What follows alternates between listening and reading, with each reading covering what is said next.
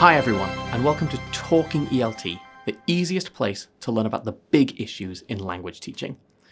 I'm joined again today by Robin, Montse, and Jordanka, and we're going to be continuing our conversation about teaching English pronunciation for a global world. We've talked a fair bit about accent prejudice in some of the previous episodes, and how non-native speakers can sometimes feel less confident teaching pronunciation because of it, how there's that accent prejudice which can get in the way. But actually, I think a lot of the things we've talked about both in the position paper and in Robin and Gemma's new book is the fact that being a non-native speaker can actually have a lot of benefits in the classroom. And I think you touched on it briefly earlier, but I'd like to get into that a little bit more and why that is the case, why non-native speakers as teachers can actually have a lot of advantages. Well, we can identify potential challenges and problems and then focus on them. Like, as we said, the length of the vowels is something difficult for Spanish speakers, for example, and this is something you have to touch in the class. And I probably won't focus on other consonants, like, for example, the w in with and what, because that's okay in Spanish, or quite okay at least. But probably a French teacher would touch on that, because for French it's a more difficult sound. So you know where you are going to find the difficult aspects, and you have some strategies that you've used for pronunciation. For long and short vowels, for example, you use mimic a lot, you use your face, like the E that we exaggerate, of course. Yeah. So I can use a pencil like E. So you start helping your students realize that there's a different sound there, and that sound has a kind of opposite friend, which is the E. Yeah. So you use the pencil and fish faces to start dealing with this with younger students, but also with teenagers and with adults. And this is something that, unless you're told, you don't know. And probably in other languages, you won't need this. But when you know you do, it's so important to tell, I think, and to put on the table, to start helping them with all this phonological awareness as a first step, and then touching on other more difficult things like stress, which is also quite challenging. And I suppose since you've been through that journey, you know the road. Exactly. And with stress, it's something you also have to touch on, because it's so different. Compared to Spanish, it's so different and so important for intelligibility, I think. And probably Robin can tell us more about that. But unless you get the stress right, you will get lots of misunderstandings. I mean, in regular and speech, when you try to visit like an English speaking country and you misplace all the accents, you've got quite a lot of communication problems. So that's something to touch on. It's interesting because if you go back to Jenny's 2000 book, she classes word stress as a grey area. Okay. So there's this very explicit statement. There's just not enough data for me to be able to say it's in the lingua franca core or it's not in the lingua franca core. Because that was one of the elements that people said, my God, she left word stress out. What is this thing that, she said, we don't have enough data. And I don't think we've advanced very much because not a lot of research has been done. There are two pieces of research that suggest that there may be a value of teaching word stress, even if you're going towards international intelligibility, but it's not totally convincing data. So word stress is interesting. And certainly if we don't have enough data, then let's continue to teach it, because it definitely affects the way native speakers hear your English. So there is data to suggest that, in fact, it's part of the way native speakers reach into the mental lexicon It's one of the first things they use to identify a word. But myself going to international conferences, the non-native speakers, I don't think were ever confused by incorrect word stress. I think that's my observation with no data. So it's It's still anecdotal. it's anecdotal, very much so. But I spent, God only knows, how many hours with a professor of bioorganic chemistry at the university where I live. And he'd been in Germany, spoke German, now needed to speak English for international conferences. And he worked on enzymes. And he was incapable of producing the word enzyme with the correct word stress. You've only got two possibilities, and he got the wrong one every time. And I would say to him, Vicente, enzyme. And he'd go, yeah, Robin, enzyme. Come on, Vicente, do it like this. And he'd go, yeah, enzyme. And one day I said, hey, Vicente, you've got the conference here in Oviedo. And he said, yeah. And I said, I'd like to come and listen to people speaking. And he was one of the speakers. And he said enzyme all the way through his 1 hour paper, and nobody batted an eyelid. Yeah. So there's a mixed bag, but I think that it is word stress is important for native speaker listeners, and less so for non-native speaker listeners. So if we go to a pure international intelligibility approach, you wouldn't give it much importance. And if you know your students will interact with native speakers, then they're going to have to remember, at least, in order to have a sort of self-checking mechanism. Yeah. Oh God, I always got this one wrong, and then they're putting the blank face on. Perhaps I got my word stress wrong, and have that as a sort of backup mechanism, something like that. That's so interesting. I remember when we were having our initial conversation before the recording today, you gave some really interesting examples of how you create a more memorable situation for your students with vowels. Do you remember with the opening of the fridge? Oh my God. Because this is quite incredible. The lengths people will go to help explain vowels. If you come into pronunciation very much via the back door, it's all very intimidating. And finally, you understand the vowel chart, and you can put the dots in the right place, and you can make the sounds that correspond to the dots, and you feel very good. And again, with a science background, it felt very comfortable to me. So that's how I taught. But it doesn't mean anything to your students. And they've got other things to do with their lives. So I go, this is not working, because they're not approaching it like me. And it's about time, Robin, that you are the teacher. You are the one that has to make the effort to get to them. And then you start looking for other things. And for example, again, going back to the value of the first language, I suddenly go, Han, when you were learning Spanish and you couldn't do the letter R, and you would say pero, and they'd all laugh. Yeah.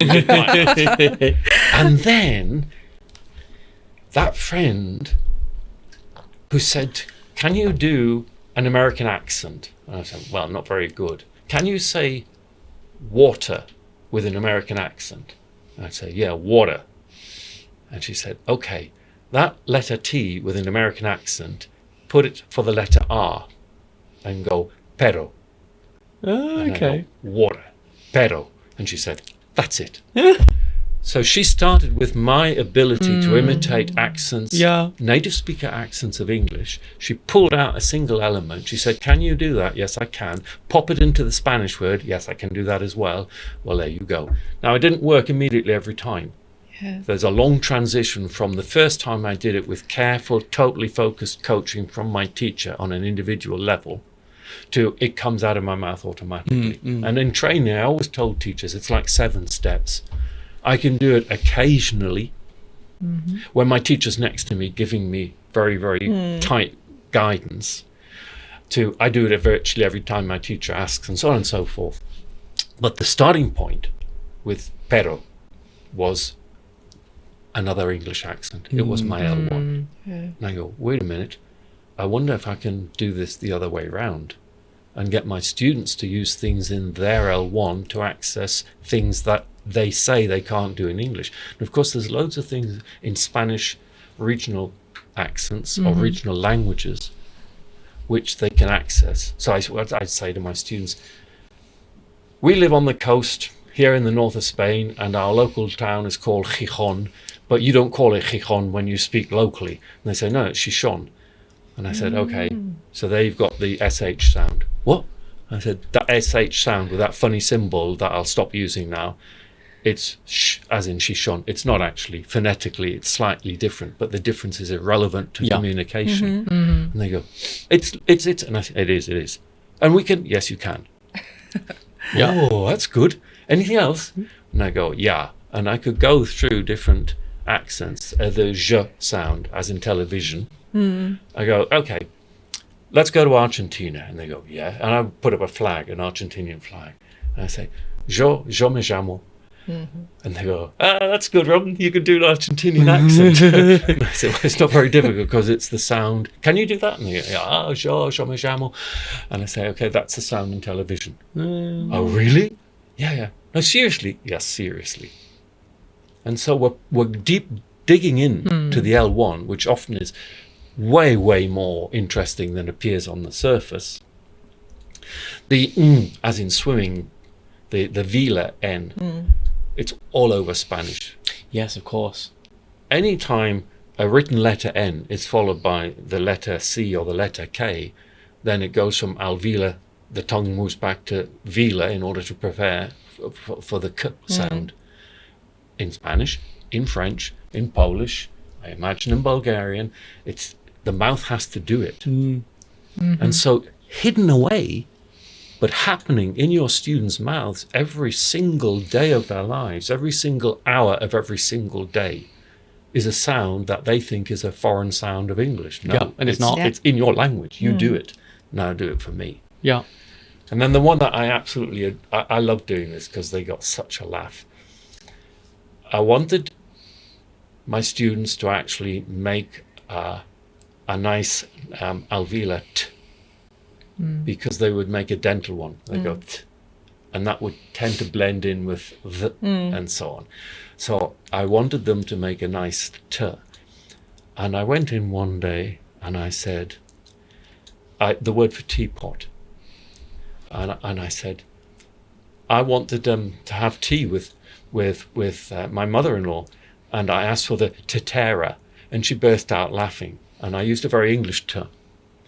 All my students burst out laughing, and they said, of course your mother-in-law burst out laughing. That is so English. You said tetera. And I said, what? You said tetera. And I said, what should I have said? And they said, you said tetera. And I said, ah. And I said, and so if I say tifotu, and they all burst out laughing again. And I said, why are you laughing now? And they said, because you sound so like us. You sound so Spanish. And I said, okay, so what should it be like? And they said, oh, it should be T for two. And I go, oh, wow, that's good. How did you do that? And they said, well, we're imitating you when you speak. You make a really funny T. It's like, T for two. And I go, do it again. They go, T for two. And I go, sorry, guys, you're imitating me? And they said, yeah, it's the way you speak. It's ever so funny the way you make your T's. And I said, but you're just doing it. And they said, yeah, because we can imitate you. And I said, well, I'm sorry, you're making an English T. Yeah. You're doing it to laugh at me, and I'm really happy about that. But you're making it, and therefore you are capable of doing it. Yeah. And they go, oh, yeah. And I say, and because you've done it today, I actually don't want you slipping back to the Spanish one. I don't want T for two. I want T for two. Yeah. And they go, I said, but let's relax a little bit, get into pairs, and one of you has to say T for two, and the other one has to say whether it's been said with a Spanish T or an English T. And they would sit in pairs, and you could hear out the room going, T for two, Spanish, Spanish, T for two, English, English. And they're playing. Yeah. And what they're doing is actually beginning to be able to choose which articulation, the Spanish dental T or the English alveolar T, they're choosing voluntarily. They're automatizing. It's Ultimately, yes, absolutely. and this is wonderful. But it's all pulled out. Yeah. I mean, okay, this is first language laughing at English people speaking Spanish, but it's still basing what I'm going to teach them on what they can do in their first language, like the hidden sounds and so on. It's just so. There is so much there in the first language. Yeah, well, it really is such a resource. Like, there's so much you can get out of it. A student came one day and it was the air vowel, as in there or chair. And you can see the cogs going. And I say, Pedro? And he said, well, it's a long Spanish e. And I said, no, it's a diphthong. We've talked about diphthongs. He said, no, it's a long Spanish e. And I thought, go on, Robin, don't try and tell him it's a diphthong. He's off somewhere else. And I said, you used your description as long Spanish e and pronounced the word for silla, which is a Spanish word for chair. And he said, chair. And I go, yeah, that's fine. Yeah. And I thought, wow, this is really powerful, because he has created an image based on Spanish in his head. That's his description. It's unique to him, and it produces very nice pronunciation. Yeah. Identical to mine? No, but totally intelligible. Yeah. Yes. Yeah. And that's what unforgettable matters. for him, and based on his mother tongue. It's way too important Yeah. as a I love that. resource. Yeah. So when talking about the L1, we touched a bit on some practical elements and some practical teaching examples. And I kind of want to pull back a bit and take a look at some of the practical elements of pronunciation teaching. So I guess for all of you, just as a kind of overview, what are some of the key areas and approaches to focus on when teaching pronunciation? The elements of the lingua franca. Exactly. Yes, that's fair. Yeah. That's Yes. fair. Okay, so we need most of the consonant inventory. You have to have good pronunciation, and there are the famous exceptions of the dental fricatives, the th sounds, and also the letter r can be pronounced in multiple ways, and you retain intelligibility. But you have to be pretty good at pronouncing the consonants of English, because they seem to create the shape of the word, or perhaps they're part of the way that we start looking for the word in our mental lexicon. You have to be good at the way you deal with consonant clusters at the beginning of a word. And there are many languages which don't allow such complex consonant clusters as English does. And that's going to be problematic. I mean, for Spanish speakers of English, there are certain combinations of consonants that are simply not permitted in Spanish, and so they will be difficult for students. What did come out from the research was that there are two common strategies for students who find consonant clusters difficult. One is to actually pop in little epenthetic vowels. So like a Turkish student of English will not say stone. A Turkish student will say siton, Okay. and pop in a little vowel to separate the two consonants. And of course, it's famous that Spanish speakers of English don't say Spain, they say Espain. Yeah. And they pop the little vowel in before. Yeah.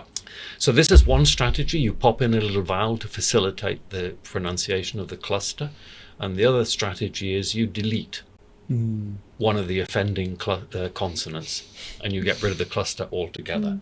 Of the two strategies, deletion is far, far more damaging Okay. to intelligibility Yes, of course. than the addition of a little vowel, which internationally people seem to accommodate to quite comfortably. So that's the consonants, with the exception of the dental fricatives and the options for the letter R. Initial consonant clusters especially, also to some extent medial consonant clusters, and addition of added vowels is better than deletion of consonants. Vowel duration we talked about earlier, and it's a nightmare area, but you need to work on your vowel duration. And the last one is nuclear stress, which as teachers we just keep talking about sentence stress. Technically it's nuclear or tonic stress, because it's the focus. If you say 4 words and one of them is given more importance, it's what people will focus on and try to make sense from. Yes, of course. And if you focus on the wrong word, they'll try and make sense from the wrong word. So these are the 4 areas where, if you've got very, very little time, work on these 4 areas. We could, I think probably, at this point, think we can add word stress to that, because we don't have enough data on its impact on international intelligibility, so we can add it. But also add it because pedagogically, there is word stress in all languages. And word stress is therefore familiar territory, and you can use it then to introduce students to nuclear stress, to Exactly. sentence stress. So it's a pedagogical tool to access sentence stress. So that's 5 areas we've got, Yeah. isn't it? Yeah. And it's a big relief that the dental fricatives are out. Yes, at least for it really beginners. is. Because how many lessons have we been in as a learner of English where the teacher has th and the, and we don't have those in Bulgarian. So, yes. And still, I mean, nowadays, my children and their friends, they drive me crazy when I say we've. I was like, what? Why you say we've? We've. It's absolutely horrible, poor English. So even the native speakers try to avoid them sometimes. Enormously. Yeah. Enormously. Yeah. I remember there was this thing, God only knows how I picked this up living in Spain. It was for kids, and it was by the BBC, I think. And if my memory serves, it was called Rasta Mouse. Oh, I know Rasta Mouse. Oh, it's utterly brilliant Jamaican English. So there's all these middle-class English kids learning Jamaican English pronunciation, and the dental fricatives Yeah. are nowhere to be non-existent. seen or heard. And I Excellent. go, oh, this is absolutely stunning. Yeah. You know, Yeah. this is the... So, yeah, we were... What are the priority areas? I think those are the 5 priority areas. And then you can start adding things like which have not been dealt with ever before. Well, clusters were seldom dealt with in course books and need dealing with. And from those 5 basic areas, which would be a level 1 pronunciation for international intelligibility, you then also need to start adding things like accommodation skills. And they would need dividing into receptive and productive. And the receptive is, I can hear people speaking in different accents and I understand them with little or no effort because I've been exposed to different accents. And that needs to begin right down at level A1, A2. You need to be exposing your students to different accents. It's not necessary to go into it and say, I'm going to put some accents on, you have to say which accents they are. Yeah. We're not here to analyze accents, but you do need exposure, because what happens is when words come at you, they will come at you in different ways, and you build up experiences of this word pronounced in different ways. And the more experiences you have, the quicker you spot the word when it's pronounced in a way which is not yet part of your experience. Yeah. Yeah. And the more you limit people to one single pronunciation of a word in one single accent, the harder it is for them to pick up the word when it's pronounced in other accents. So begin with the pronunciation of the consonants, clusters, vowel duration stuff, and so on and so forth. Move on to exposure to accents. Increase that exposure as students go up into B1, B2, and by the time you get to C1, C2, you then would be exposing them to colloquial native speaker speech, which is a nightmare to understand. Of course. But that's very much the stuff that should be dealt with at C2 level, whereas previously it was being pushed in at B1 level and B2 level. No, that is like way too difficult. And at the same time, you need to start building up your students' productive accommodation skills. And we mentioned before, making students aware that their word stress could be problematic, so they have a little self-check mechanism. And each student from each first language background will have this little mechanism. Again, with Spanish as your first language, you will remember, if you see a blank face, has it been the but thing? I know that I make them a similar sound that's not English. So perhaps I've done that one again. So you have a little checking mechanism that gets bigger and bigger as you, and then finally you evolve out of that and you develop the ability to voluntarily change your pronunciation in order to become more intelligible to this interlocutor at this moment in time. So that's quite a complex syllabus. Yeah. And there's always the question, which, sorry, lots of things are going through my head, but when I was learning English at the beginning, I couldn't actually tell the difference between accents because you're so focused on understanding. Accents was the last thing that you think or you pick or even you become aware of.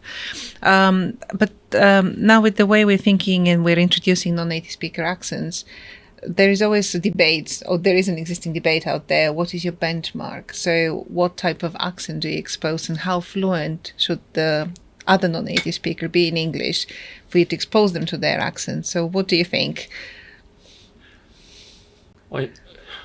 Again, last night we were talking about there's a town in the south, a city in the south of Spain.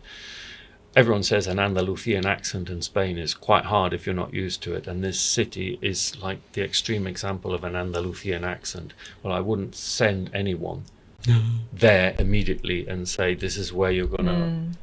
So there's a distance from. There are more marked and less marked accents, and so let's not throw people in at the deep end. Yeah. But I also at the same time let's just push in people speaking with different accents, and without actually highlighting it. It's not necessary to highlight it. You can just integrate it. That's right. And I totally agree. I spent years in Spain before I could pick up on regional accents, but I was clearly hearing them. I travelled all over the country from the word go. Yes, yeah. And you're right, you don't focus on, well, I'm here in Andalusia, I can't understand anything because of these Andalusian accents. No, you're going, I didn't quite catch that. You asked for a repetition. And then you... And in class, teachers can say, is there anything you didn't quite catch? Yeah, there's a bit. Okay, let's listen again. And that would be a perfect replica of what happened to me all my early years in Spain. That people will repeat and you get a second chance, you use context, you work out. But I'm not sitting there analysing, is this a Northern Andalusian accent or a Cadiz Andalusian accent? No, I'm just trying to get my communication to work. Yeah. We need to replicate that in class and from the very beginning. But obviously working with, shall we say, less marked Yes. accents. So don't put Glaswegian accent in A1. Oh, no. You can have a very unmarked Glaswegian accent. There's no reason. And Gemma would be the first person. We've worked together on live streams, Gemma and I. She didn't change her accent on the live stream. No, she didn't. I've never heard her speak. Yeah. Oh, I love her accent. Well, Actually, it's a good live stream. Me, Robin, and Gemma were all talking together about pronunciation. It was when we first launched the book actually. But no, that was excellent. It was very good. Fantastic. let's not stigmatize accents from certain places, and it happens a lot within the UK. I think it happens way less in Spain. We couldn't really care at all where a person's from. Their accent is not a handicap in that way. No, not really. Sometimes you change it a little bit. Yeah, of course. But not really, I But think. that's automatic. We accommodate the minute Yeah, I get exactly. out. That's Yeah. accommodation. But yeah, in Britain, I think you've got a It's lot back of... to that idea of, shall we name it as the class system or background, bias, identity, all of those big social elements that come into play as well. Yep, Yes. and that it feels like that has infiltrated the language in a lot of ways, in the way we teach it. Yeah. But this is some of the work that I was doing for OUP was programming the business of what, because we're talking about what do we teach. We went through the lingua franca call, we added word stress, and I'm saying we've got to add accommodation skills. Yeah. And that first would be to accommodate to different accents. And you can't wait until they're C1 to start through. No, let's You do can't. it. You can't. Got to do it from the Little start. by Whatever we've got up here as a language learning ability is absolutely able to deal with accent, because accent is natural. If there are two people speaking a language, there are two accents. So Yes. whatever this thing is up here, this language acquisition device or whatever you want to call it, it can deal with accent. Yeah. So let's give it the data it needs to be able to do its job. And let's not screen beginner students away from accent. But let's not make a big thing about it, saying, I think now this I'm is going it, to let you yes. listen to a Carolina accent from the USA. No, forget it. Just let them listen to stuff with different Yeah. accents. And if I remember correctly, somewhere in earlier discussions, we were talking about the fact that about 2/3 of communication breakdown is due to pronunciation, and probably accents have a role to play. So the sooner you expose them, Yes. the more confident communicators they can become, of course. So And the more they can But- take that on board and absorb Yeah. it. And also, actually, because when all of your accommodation stuff fails, and it will fail sometimes, and there is a breakdown, have students trained so that they are confident enough to look at the interlocutor in the face and say, I don't understand you. Yeah. Now, Yeah. we can find 1,000 ways of saying it yeah, and being less direct, but your students need these tools to be able to say, ooh, you've lost me there. Yep. Yep. in other words, are you saying, and all these little things that we've got available to negotiate with the other person Wonderful. and re-establish the communication, get it back on a firm footing, and then off we go again. And for students to understand, it's totally normal for conversations to suddenly fall apart. Because as native speakers, in every language as native speakers, our communications are constantly falling apart. Yeah. And we Oh, just yeah. get each other back on Yeah. track. Yeah. Absolutely. So if your conversation falls apart when you're using English as an additional language, that is normal. And just pop it back on track. Just make the repairs that are necessary. Yeah, absolutely. And the many times in daily conversations at work, you hear this, Yeah. oh, sorry, you lost me. People don't hear or they don't understand between native speakers. So that's very interesting. So in a way, it was a wake-up call for me when I realized, oh, sometimes they don't get each other. Yeah. Oh, that's okay. Yeah. That's true. Makes it all a lot easier. Yeah. There is so much has come out of Jenny Jenkins' work. And there are so many things that were no-go areas and that we're suddenly realizing, wait a minute, this is the way language works. And it does admit failure to communicate. It's impossible that there not be failure that there not be breakdowns in communication. So what we need to be doing is equipping our students with the best pronunciation we can give them to be intelligible as they travel around the world using English, but also equipping them to accept that even with that pronunciation, there will be moments where it all falls apart. Okay, Just got to pick it back up again. put it Yeah. back together, put it back on track. And that's a skill and that's confidence. Yes. Yes. Yes. But if your teacher tells you in Yes. advance this will happen, Absolutely. you don't have that awful moment of nobody understands me. Yeah. Yeah. You just you know how to deal with it. Yeah. Thanks for listening to this episode of Talking ELT, the easiest place to learn about the big issues in language teaching. If you want to learn more about this topic and others like it, don't forget to like and subscribe. Or if you want to take a deep dive into pronunciation teaching, try our book, Teaching English Pronunciation for a Global World by Robin Walker and Gemma Archer. Just follow the link in the description.